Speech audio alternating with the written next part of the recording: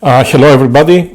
We stopped in the last lecture on discussing inference for the multivariate Gaussian, and we addressed the case where the inference was only for the mean vector. Then we talked about inference for the precision matrix, inference for the covariance matrix, and so now we have the difficult task on doing simultaneous inference for both mu and lambda, or for both mu and sigma. So what we need is, given some data set x1 to xn, and assuming that both mu and lambda are unknowns, we want to make an inference and compute the posterior of mu and lambda given this data set x1 to x subscript capital N. So obviously we're going to try to build on the ideas that we discussed before, and in some sense we already know what type of prior distributions we will need, because if you remember, we discussed about inference on mu and lambda, and we introduce the normal gamma distribution as a conjugate prior for the mu and lambda. So we will do the same thing, but we just need to generalize these concepts to the multivariate case. So let me go directly to what we need to do. So with mu and lambda being our main unknowns, we're going to need a conjugate prior that you see in the two equations written here in the middle. So we're going to need a Gaussian that defines mu given lambda, and then we will need a Wishart distribution that defines a prior on lambda. So this is very similar to the Gaussian distribution we had before for the univariate case, and the Wishart distribution is of course the generalization of the gamma distribution that we discussed before. So the parameters for this prior model are mu0, k, nu, and t. And we have seen all of this separately, so now we have a Gaussian-Wishart distribution as the prior distribution to mu and lambda. All right, so let's see exactly how the analysis is going to look like.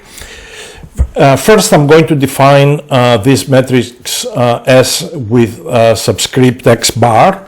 So this is the data scatter matrix, but you notice, because I don't know the true mean here is represented with the sample mean. So to emphasize that and distinguish this from what we had before, which was S subscript mu, now I'm using S subscript x bar. All right. So if we introduce this matrix, and we can easily write down the likelihood model with the equation that you see here. So effectively what I have done is I have taken each of my data point to come from the multivariate Gaussian. I use IID assumption for my data. I multiply things together and I get this wonderful expression. Now there is some algebra involved here. You know, the original expression that you will get from your multivariate Gaussian is this, and now I have substituted this expression with the blue terms that you see in the second line, and that involves a little bit of an algebra, but it's a trivial algebra. Effectively what you will need to do here, you're going to need to subtract and add x bar and expand it, and two of the terms are going to look exactly like what you see here, and the third term is actually going to disappear because it will involve terms that have to do with things like x and bar, minus n times x bar. Okay, so the sample mean is going to come there, and together with the expressions for the sum of xn's will make that last expression to disappear. So this form for the likelihood for the multivariate Gaussian, I think you should try to do the derivation once, because it's very useful and it comes in many examples and applications in machine learning that involve the Gaussian distribution. All right, so that's the Gaussian. And now what I'm going to do is I'm going to write down explicitly my conjugate prior for mu and lambda, which is a normal Wishart distribution. We define it as a normal distribution for mu given lambda, and then a Wishart distribution for lambda. If you write explicitly your Gaussian, nothing fancy, everything is written in terms of the precision, and then you write explicitly your Wishart distribution. Here it is. You notice there is one determinant term here, another determinant term there. So effectively, you can combine those. And if you put your likelihood and your prior modulus together inside these exponentials, you're going to get these nice two terms that you can see. This comes from your likelihood. This comes from your Gaussian Wishart distribution. The determinants are all summed up here, including both the likelihood term and the two terms that we get from the prior. And then we have an exponential that involves T0 inverse, but also involves this matrix Sx bar. Okay, pay attention that with the way that I introduced the Wishart distribution in the tables given earlier in the slides as we visited them in the last lecture, this matrix here is T0 inverse. Okay, so T0 is the parameter in the Wishart, but the way we define it, we have the trace of T0 inverse times lambda, and so you can a good way to check that your algebra is correct. This is a covariance matrix, right? This is a covariance matrix, and you need a covariance matrix here as well. So T0 is it's a precision matrix, so you need the inverse of that to make them to match. So easy to remember if you have done some mistake in your calculations. All right. Now, I don't really have to ask you, but you can guess that the posterior for mu and lambda better come to be a normal Wishart distribution, but with updated parameters mu n, kn, tn, and nu n. Okay, so what we will need to do is we will need to take the product of the likelihood and the prior that you see on the bottom and somehow put it on the form of a normal Wishart distribution, and that's exactly what we will do on the next slide. So to put this in a normal Wishart distribution, first we need to figure out what that normal distribution is going to be like. So we're going to need to produce the quadratic form of the Gaussian. So something that completes basically the square on mu, and we notice that we have two expressions that involve quadratics and linear terms in mu, this term and that. So somehow we're going to have to expand this and combine them and define a new mean and a new precision matrix so we can identify the Gaussian in mu given lambda, and that's exactly what I have done here.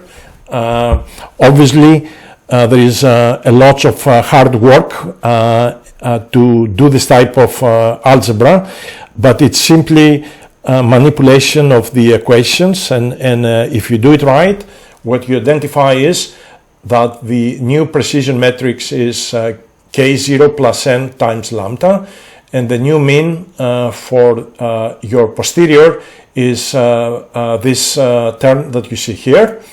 And everything else, including some terms that we had to subtract it when we completed the square on mu, come on this trace in this exponential. So effectively, you can immediately see that we have, given lambda, we have a Gaussian, a multivariate Gaussian, and then we have a Wishart distribution. Okay, that if you look at the definition of the Wishart distribution, you should be able to easily identify what the degrees of freedom are for this and what the rest of the parameters are. So I am going to give you a summary of all of the answers.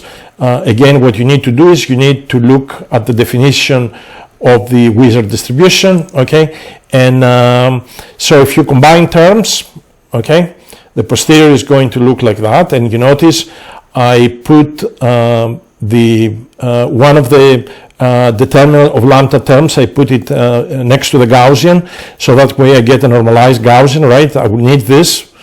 This is important here because this is the distribution of mu given lambda, and this is not a Gaussian unless I have this term, because that term depends on lambda, and then you can see whatever it remains is my Wishart distribution.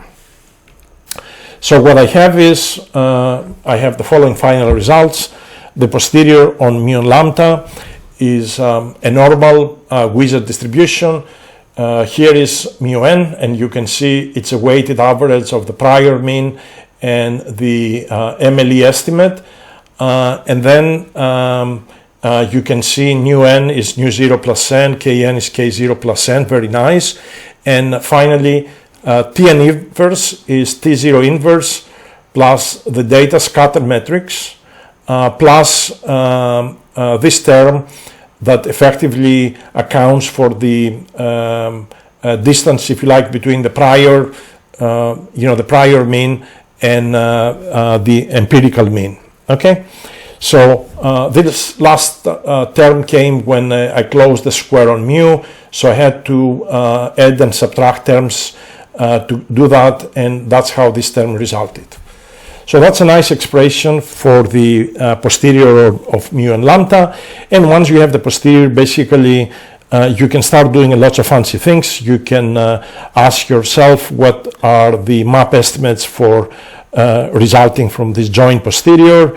You can ask yourself what is the marginal posterior of mu, what is the marginal posterior of lambda, and even further, you can start doing predictions where you integrate with this posterior mu and lambda completely out, and that way produce the posterior predicted distribution. So let's see some of these calculations. So first, actually, what I'm going to do is I'm going to show you, since I have, I have this multivariate Gaussian times Wishart distribution. I'm going to show you explicitly what the normalization factor is, and I mentioned this many times, that these normalization factors should not be taken light, because they are the most important ingredient in Bayesian model selection and Bayesian model comparison. So, you will need to come back to these results when we reach that point to discuss those topics. So, so this is my, my posterior. I put all the terms in lambda and mu explicitly, and then I have a normalization term Zn. And again, how do you get a normalization term for this? It's very simple. You get basically this first term comes from the normalization of the Gaussian, right? This is a d-dimensional Gaussian, and the rest of the terms comes from the normalization of the Wishart distribution, and gamma d is this multidimensional gamma function that I introduced in earlier slides. Okay, so nothing fancy, but this complicated expression involves kn and nu n and tn. Okay, so we will like to remember this expression, or remember where to find it. And when we look at this expression, there is no magic. It's simply the product of the normalization factors of the multivariate Gaussian and the Wishart. So you look at the two distributions, you cut and paste the two formulas, and that's the normalization factor of the posterior. And I denote this Z subscript capital N just to make to n means after we collected n data points. Okay, there is a normalization factor, of course, for the prior, which will be an identical form, right? Because the prior is also a Gaussian-Wishart distribution, and the only difference is, instead of using kn and nu n and tn, I use my original parameters for the prior, which are k0, nu 0, and t0. All right. Now, let me do a calculation that is, you may not value its significance, all right? But I will actually, once I finish the calculation, I'm going to give you some insights so that you start getting prepared for those type of Bayesian calculations. Let's say that once you have the normalizing factor for the posterior and for the prior, somebody tells you to find the marginal likelihood. And what's the marginal likelihood? The marginal likelihood is this term P of D that comes when you use Bayes' rule. Remember Bayes' rule says the posterior is the likelihood times the prior divided by P of D.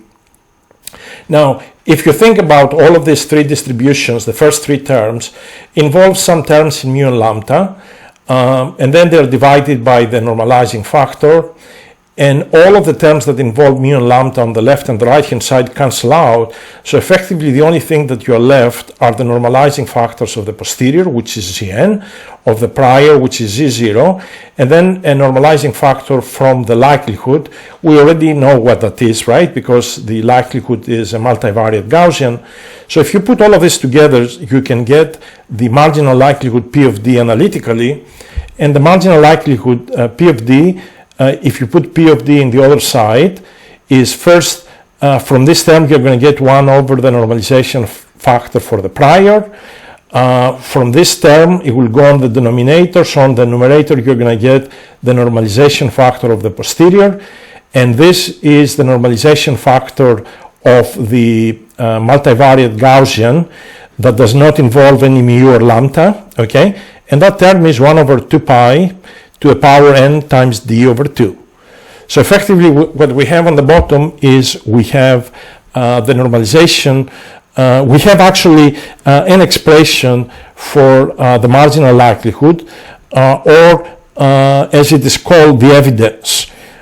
And let me just give you an insight where this is going to come to be extremely important in the context of Bayesian inference. All right, so you notice our models have a lot of parameters, right? So you look at this equation, has nu 0, nu n, tn, t0, etc. And so somehow you're going to need to find the optimal parameters that somehow maximize the evidence of your data. So one of the most important ingredients of Bayesian analysis will be to take this expression that you see on the bottom in the evidence and pose an optimization problem where you compute the parameters that optimize P of D. And that optimization of the marginal likelihood or model evidence requires basically to work directly on the equation that you see on the bottom. So I want to be sure that you understand from where that equation comes. It comes basically by using the normalization factors for the posterior, the prior, and the likelihood, and plugging everything in the Bayes rule, cancelling all the terms that involve mu and lambda, and then this is what you get, and this will be our starting point when we discuss later on about model selection and model comparison. All right, so P of D is the only thing the data tell us, that's the evidence, and this is what we need to maximize with respect to whatever parameters we have in our model. Okay, a lot then on this slide, all right? So we have managed to get the posterior. Now we can actually get the posterior marginals. It is straightforward to get actually the posterior marginal lambda, because effectively when you integrate mu out, this will disappear, the first Gaussian. And obviously, so you're going to get a Wishart distribution the way that you see here. But when you try to get the marginal in mu, you are a little bit in trouble because there is lambda here and there is lambda here. So you're going to have to combine all of these terms to integrate lambda out. If you do that, the distribution that you get is the student t distribution that you see in the equation here on the bottom. Okay, it's a student t distribution with this mean, this covariance that includes the minus sign, and the degree of freedom for this student t distribution is nu subscript n minus d plus 1.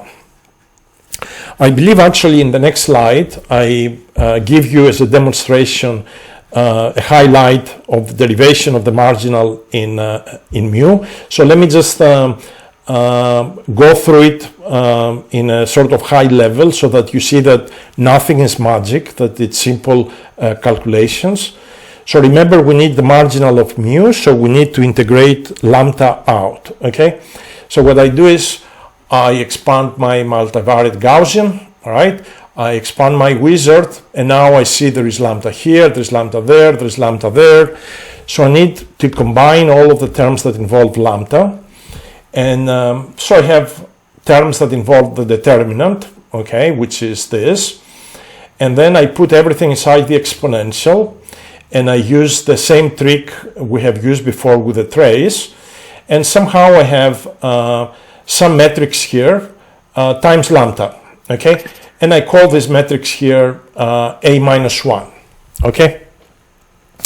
Now, this form that we get here for for this posterior of mu and lambda, because still this is what we have. Now, if you look at this carefully, okay, if you look at this carefully, and remember, we need to produce a distribution on mu, right? So we need to integrate lambda out, and only the only terms that involve lambda is this lambda here and this lambda there. A is only a function of mu. So for now, you can consider A that is, constant. It's a function of mu. This is eventually the type of distribution we will need to get, something that only involves mu. But when I look at this distribution here reminds me something very familiar, okay? And you know what it reminds me? It reminds me a wizard distribution, all right? And if it reminds me a wizard distribution, what actually I look at it, this wizard distribution, if you look at the definition, has a matrix A that is the inverse of this, okay? And the degrees of freedom of that distribution is nu 0 plus 1.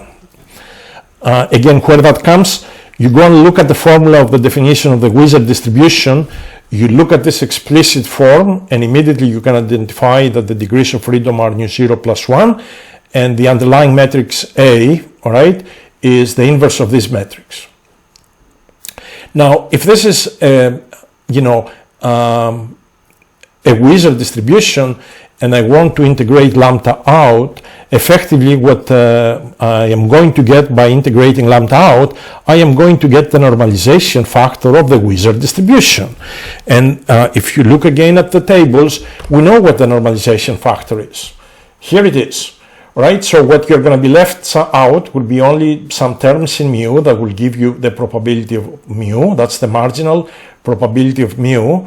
And all of this, when you integrate lambda out, it will actually give you A to this power, okay?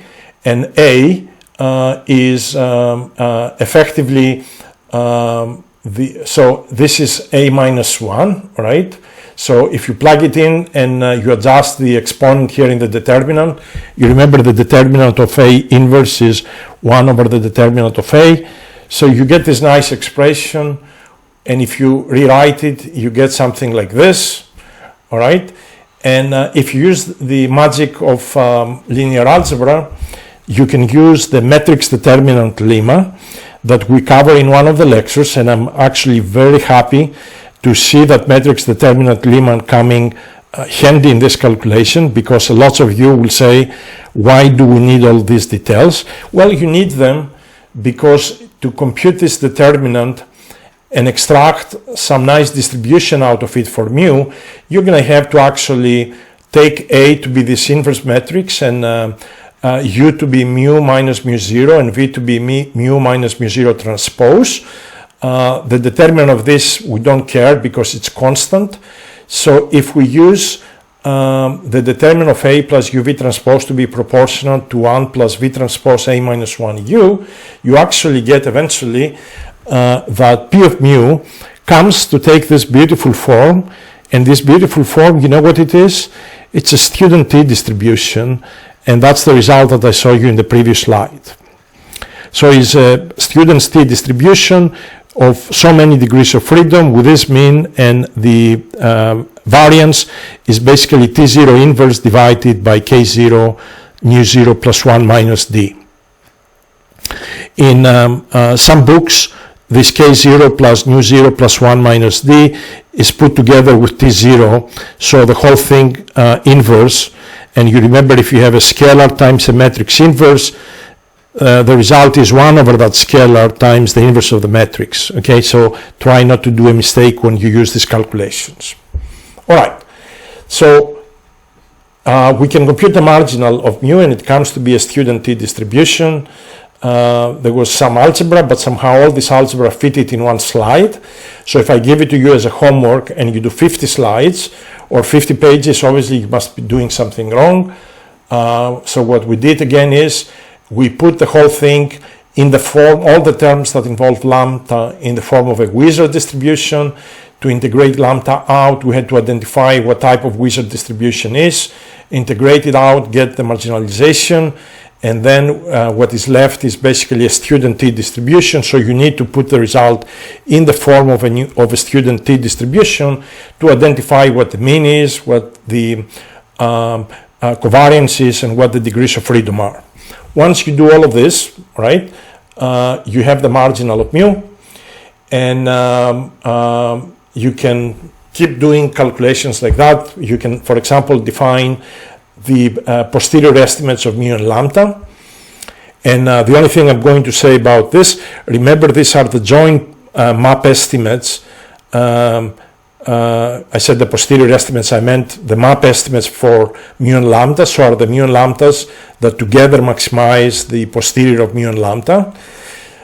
So what you see here, these two estimates are jointly the map estimate so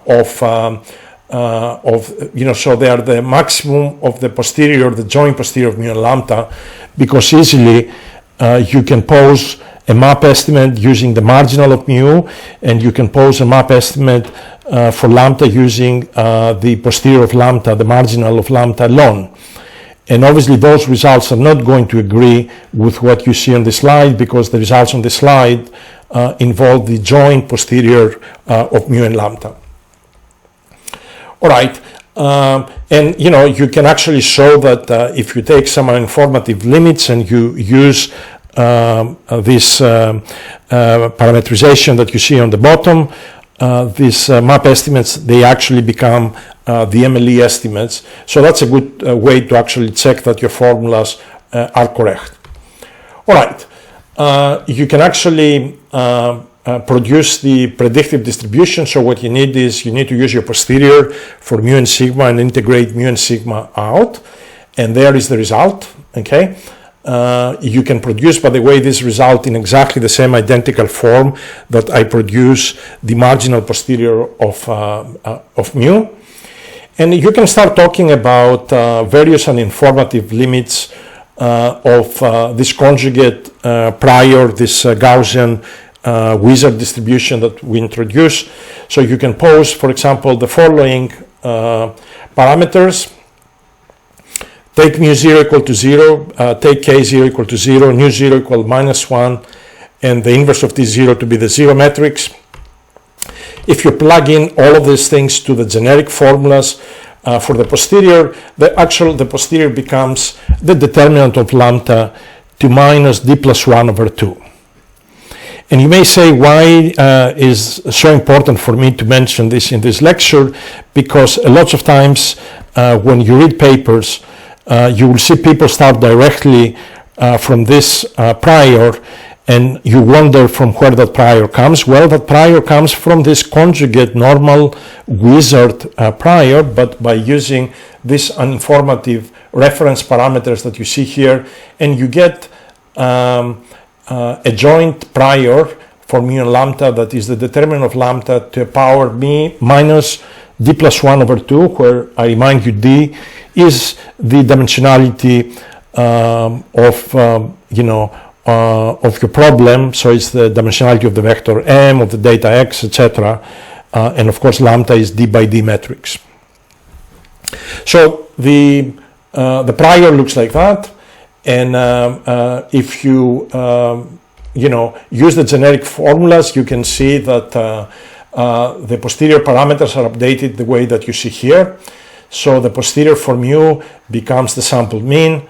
The posterior for Tn inverse becomes the scatter matrix S x bar, Kn becomes n, mu n becomes n minus 1, and lots of the previous formulas are simplified the way that you see here. So you see here the marginal posterior for lambda, the marginal posterior for mu, the predicted distribution for x. I do hope none of these formulas has any mistakes, but lots of the results in the literature are completely packed with typo mistakes, and beyond the key reference from an old paper by Kevin Murphy, you will have a hard time to actually find many of these calculations in one place, okay? And many books don't list all of these formulas simply because there are too many, too complicated, and but they're very fundamental, because at the end of the day, doing inference for the multivariate Gaussian, it's an essential part of many tasks in statistics and machine learning. So these are all the marginals and the predictive distribution. Okay, we're half the way in the lecture today, so let me do the following thing. I am going to repeat at a little bit of a higher speed now the same sort of calculations, but doing inference on the joint distribution of mu and the covariance metric sigma. So you can imagine, similarly to what we did with inference for mu and sigma squared for the univariate Gaussian, we use as a prior a Gaussian inverse gamma distribution. So we will do the same thing here. We're going to use a Gaussian inverse Wishart distribution. And so this is my conjugate prior for mu and sigma. Okay, this is given sigma. I have this nice Gaussian, and given and then I have an inverse Wishart, all right, that corresponds to an inverse gamma distribution in one dimension. I have this for my covariance metric sigma, and I also give you the normalizing factors already to use when you do the analysis. I strongly recommend, before you use any formulas from books, be sure you understand the exact parameterization that these books use for the Wishart distribution, for the inverse Wishart distribution, for the student T distribution, because the formulas may differ by the parameterization, which means the results may be very much different. So the results that you see in this lecture are consistent with the definitions that I have given you for the Wishart and the inverse Wishart distribution. Okay, so how are we going to get the posterior for mu and sigma? We're going to have to multiply those things together, and eventually what you expect is to get a posterior for mu and sigma that's also a normal inverse Wishart. So we're going to have to find a Gaussian for mu given sigma. So we're going to have to close the square on mu, and then whatever terms are left in sigma, we will try to fit them in the right dimensionality, in the right degrees of freedom type of an inverse Wishart distribution. So the calculations are actually straightforward. You multiply your likelihood, okay? You multiply the, this Gaussian inverse Wishart distribution, so you can see all the terms coming in the determinant. I suppose this is from your likelihood. This is from one of the terms that you will get from the Gaussian in your Gaussian inverse Wishart, and this comes from the Wishart part. So when you put all of this together and you throw all the terms inside this trace in the exponential, okay, you get this wonderful form. And I have used the likelihood in the form that I gave you before, using this Sx bar covariance matrix. So this is my scattered data matrix, okay? And you notice I have two extra terms here. I have mu minus x bar, all right? But I also have mu minus mu 0 and mu minus mu 0, right? This last term comes from from my prior, from my Gaussian part. So if you complete the square on mu, all right, given sigma, you can get this wonderful form for the for the posterior. So let me see what we have here. So you can see from this term that will actually give you the Gaussian with mean mu n, okay? And the rest of the terms will actually give you an inverse Wishart distribution. So if you put all of this together, this is your posterior. The posterior is identical to your prior. The only thing that has happened is the mean has changed from mu0 to mu n. That is this weighted average of the prior mean and the sample x bar. Kn and un have been updated, and then my matrix Sn, my posterior covariance, is the prior covariance plus this data scatter matrix plus this nice term that involves this quadratic that accounts for the difference between the sample mean and the prior mean. Okay, and if you want to actually expand this, I'm writing this in another form where instead of having this scattered data matrix Sx bar that we used before, I have a new matrix S that is xi transpose, okay? And the reason I introduced this is because seems in some textbooks this last form is more preferable than the form that you see on the left-hand side, but they're equivalent, and I trust if you do the algebra and you substitute the definition of Sx bar, you will actually get what is on the right-hand side.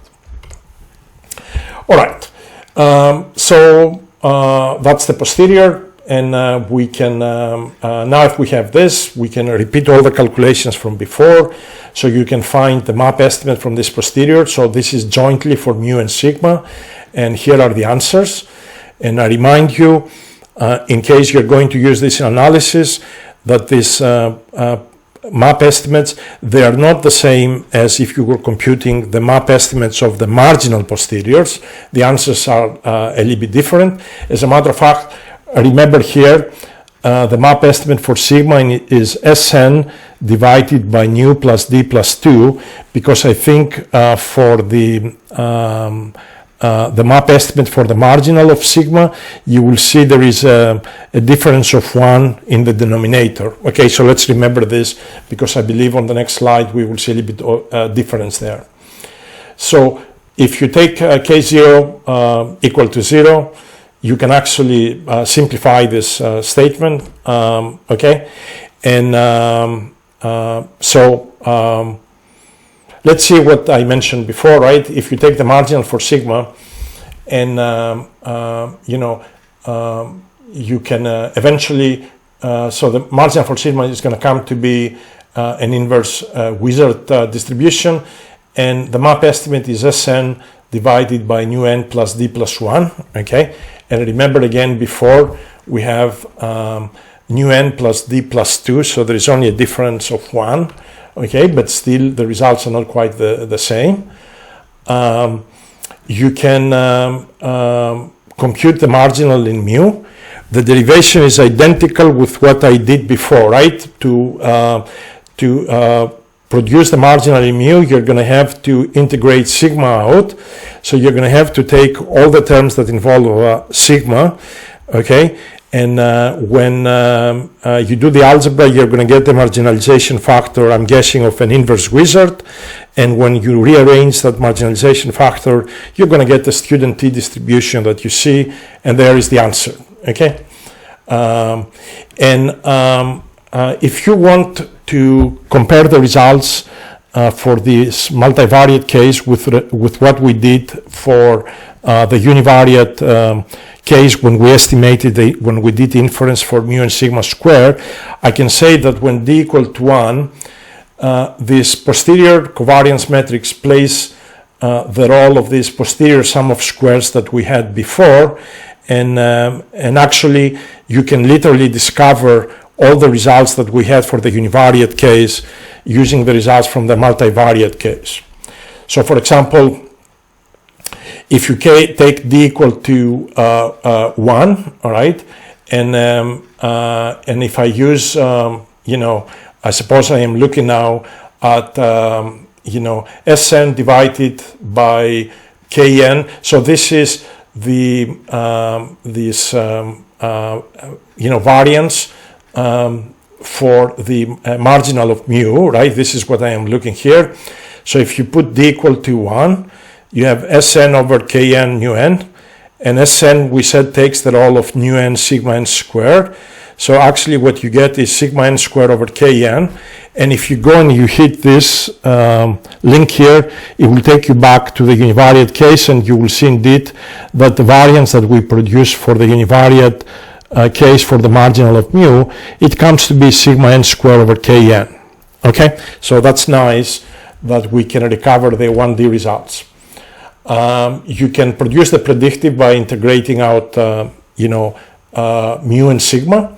Okay, and so the calculations are very similar to what I had before. Again, you do get a student t distribution, and if you want to make connections with the univariate case as well, you can do that. And if you take this variance matrix here, this is approximately the variance of the student t distribution, and you plug in d equal to 1 and Sn to be nu n times sigma n squared, you get Kn plus 1 divided by Kn. And again, if you go back and you look at the predictive distribution, it had exactly the same variance as we are now deriving from the multivariate case. I mean, you don't have to do this comparison, but for me, it is, when you do these calculations for the multivariate case, it is always good to check your algebra by going back to the univariate case where the algebra was simpler to be sure that you haven't messed up any of the calculations. I'm not suggesting, by the way, that all the formulas are perfectly correct, and I am sure for those who are going to devote some time on this, you may find a little mistake here and there, but nothing is intentional. Some of the formulas have been checked twice, so hopefully they're all right and consistent with the definition of the distributions that I have given you in this lecture. All right, and actually what you can do is you can produce the marginal likelihood or this evidence, as I mentioned it before. And you remember our general formula. The marginal likelihood is the normalizing factor for the posterior divided by the normalizing factor of the prior, and this is the normalizing factor from your Gaussian likelihood. And when you plug in the normalizing factor for the prior and posterior, this is actually what you get. You get this horrendous expansion here that the final answer is given on the right. And again, for those who don't have appreciation for large formulas, I can tell you when you are going to do Bayesian comparison or Bayesian model selection, you're going to select the model that maximizes this P of D, and whatever parameters that you have then here are going to be the parameters that somehow you're going to have to optimize this model evidence. So this is, I mean, if you think about it, right, if you have a computer code and you're trying to find the different parameters that optimize this, effectively this will be one line of a computer code, and then you just have to call an optimizer that takes care of this optimization problem that gives you the parameters that maximize P of D. So again, the analytical calculation may took us a few slides, but actually the computation using this analytical expression for P of D is rather trivial. And remember, in most of the problems that we will work in this course, the model evidence, P of D, the probability of data, right, that's the model evidence, and the only evidence is that you have is your data. So this is the marginal probability of your data. That probability, you can write it down analytically using these normalization factors for the priors and the posteriors that we derive analytically. Okay, and all right, so you can consider uninformative priors, and I give you on the top a very famous uninformative prior, the determinant of sigma to minus d plus 1 over 2. So lots of times when people use a joint uninformative prior for mu and sigma, you will see this, and sometimes with no reference or anything, but remember that this comes from the normal inverse wizard with a particular selection of parameters that you see written here. So if you take in your prior k0 to go to 0, mu0 to be minus 1, and s0 to be 0, you actually get this prior. So this is still a conjugate prior, right? Because it's consistent, and we took these parameters to be like that. And so when you plug it in your generic expression for your prior, you actually get this nice expression that you see there. So it's nice to remember that is conjugate prior, right? It's uninformative, okay? But it is, it's still conjugate. And again, you can see the uninformative nature here, because effectively this is like taking a uniform prior on mu, right? And I remind you, in the uninformative prior for sigma square, in the 1D case was 1 over sigma square. And indeed, if d becomes 1, so here you get minus 1, and sigma is sigma square, so you actually get 1 over sigma square. So that prior 1 over sigma square that we use for the univariate case now generalizes to the determinant of sigma to the power minus d plus 1 over 2. All right. So in this case, you can simplify all the results, and I'm not going to go through this, but these are famous formulas, and you will see them being used very often in papers and books with no explanations.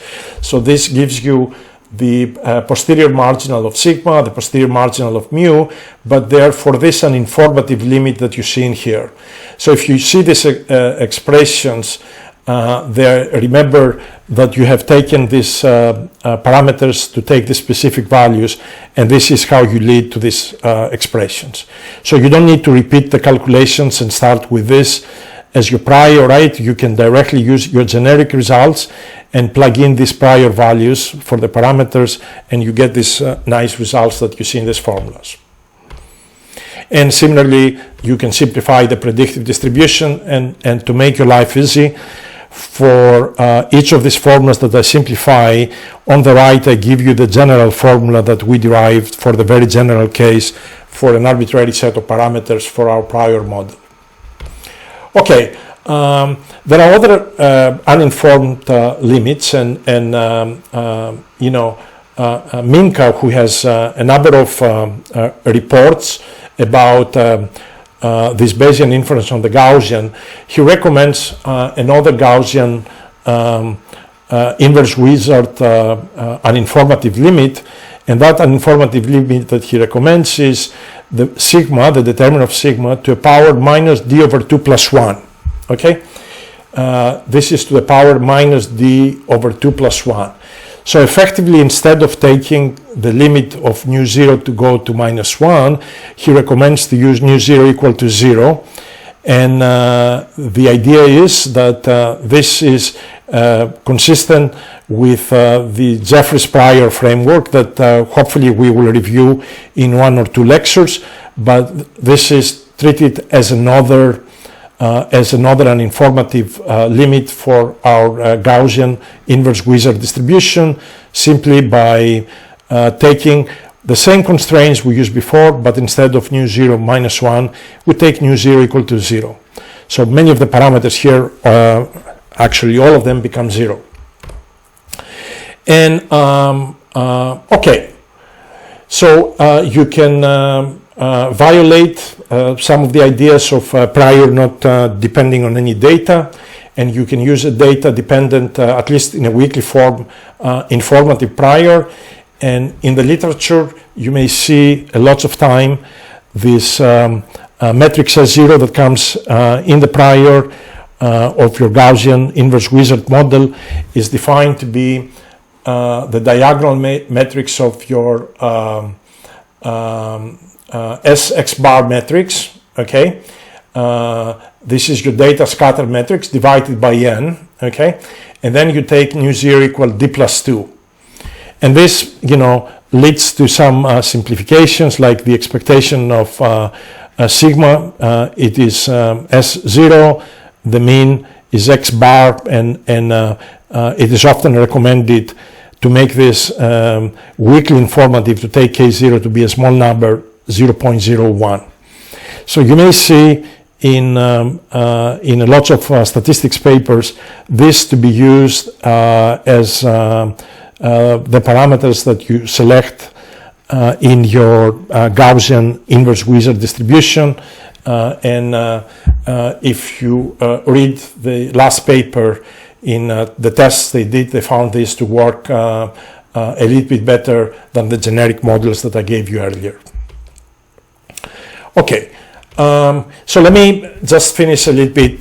So we talk about this Wishart and inverse Wishart distribution, and we talk this being so the Wishart distribution was we use it as a prior model for lambda. So both of these models are basically priors for matrices that they are symmetric, positive, definite. So the question is, of course, how do you take sample from this type of distributions, right? And we're not going to discuss that, but not only that, but how do you even visualize the samples that you get when your samples are matrices?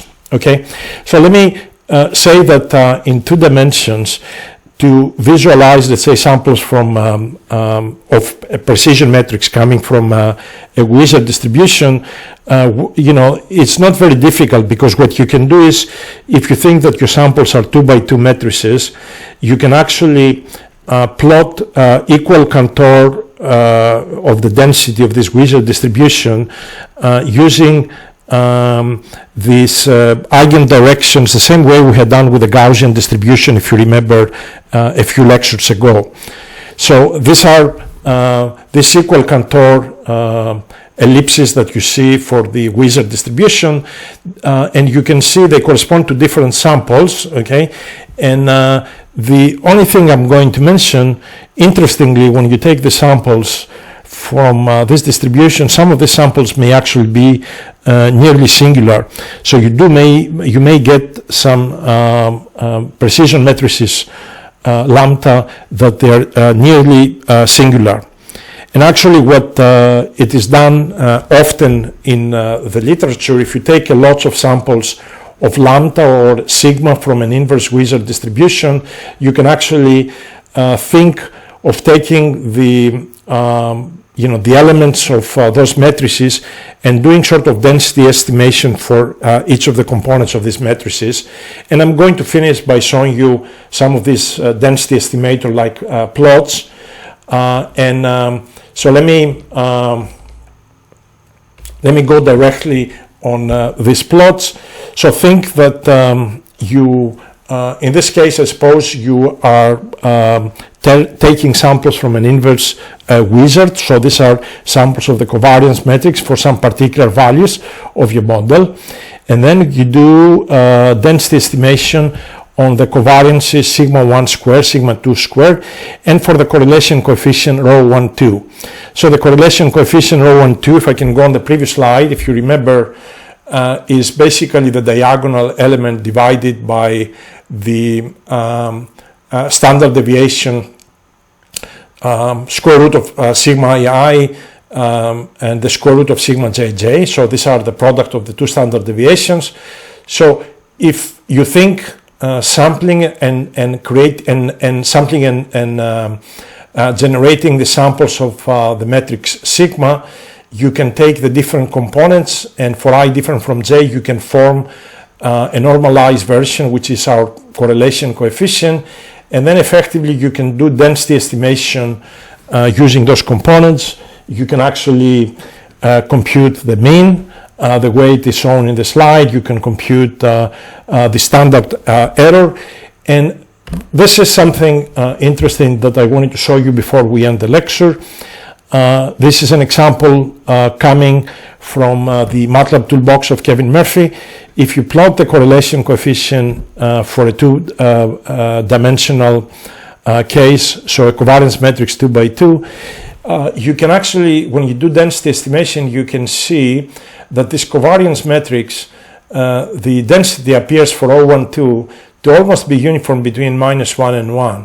So there is a high variability between the samples, okay, and lots of uncertainty in computing the correlation coefficient rho, okay. And as I mentioned before, some of the matrices you get, they actually may be almost singular, okay. So by the way, the same way we discuss about shrinking the map estimates for the covariance towards 0 or towards the prior covariance, you can do exactly the same thing with the analysis that I presented in the lecture today, so there's no point of repeating those sort of calculations. All right, I hope the forthcoming lectures are less tedious when it comes to formulas. You have to remember anything that involves lots of computations, there is a reason for doing it, but I understand that it's not only difficult for someone to give a lecture on this topic, but it's also very difficult for the students to appreciate what all these formulas mean. So if nothing else, try to get the big picture as to what it means doing inference for the Gaussian, for the multivariate Gaussian, and then maybe try to get a good idea on how you can use the derived results in computing the joint or marginal posteriors of mu and sigma and lambda, and also how to compute point estimates for these parameters and the corresponding error, because this will be standard calculations we will need to do when we play with Gaussians in various machine learning tasks in the days ahead.